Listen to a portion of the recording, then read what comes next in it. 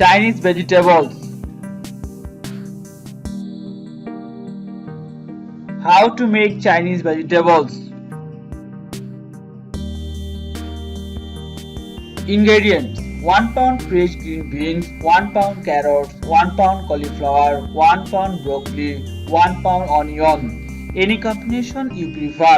3 tablespoons vegetable oil, 1 tablespoon soy sauce, half teaspoon sugar, 1/4 cup chicken stock. Directions: slice and mix vegetable combo. Stir fry vegetables for 2 minutes in oil. Add soy sauce, sugar and fry 1 minute. Add chicken broth, cover and steam for 8 minutes.